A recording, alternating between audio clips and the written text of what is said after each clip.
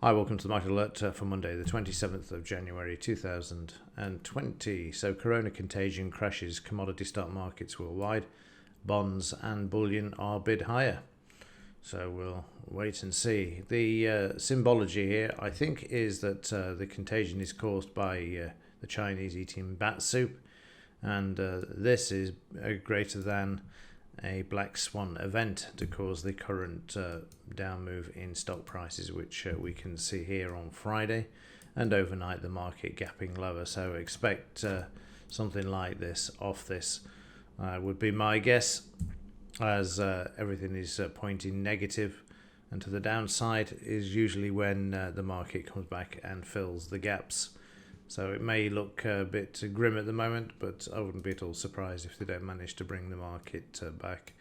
And Friday, the market started out sideways. It was really quiet, and then eventually when it broke the 200 MA, it kept moving lower, bouncing off the 20 bar moving average until towards the close, where the market managed to recoup some of the losses. But otherwise, it was one direction all the way down, until they found support down at the 28,050 level. 28,850 is that level there.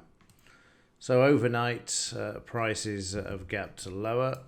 We've seen them buy back in. We've got a double bottom in place there, and prices are now moving sideways to higher and finding support at the 28,700 level at the moment.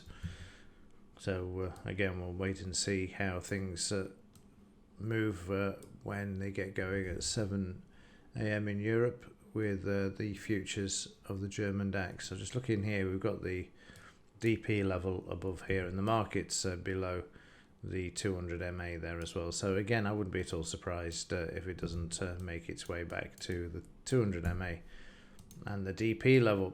This week is the non-farm payrolls, but today all we've got is the German IFO business climate, whatever that is, never heard of it. That's at 9 a.m.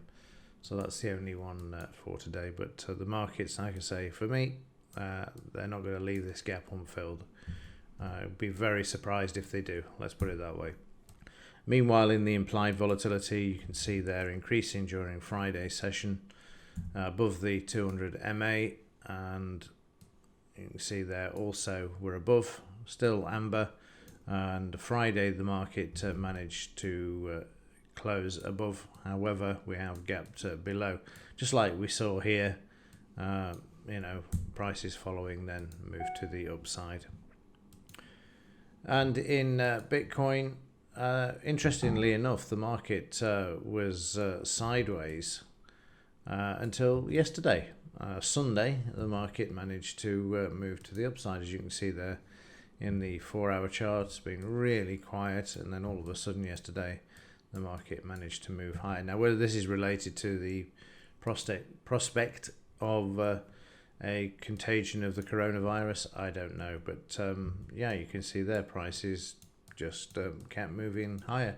Not by a great deal. It's $100, $200 there, $300 overnight, with prices then becoming quiet once more. Very strange. But it'll be interesting to see how Bitcoin reacts to this continued outbreak of the coronavirus going forward. Definitely we'll see if the sort of support that it's finding at the moment is related to this. Okay, that will do it for this one. Quick roundup of where we are and what to expect going forward.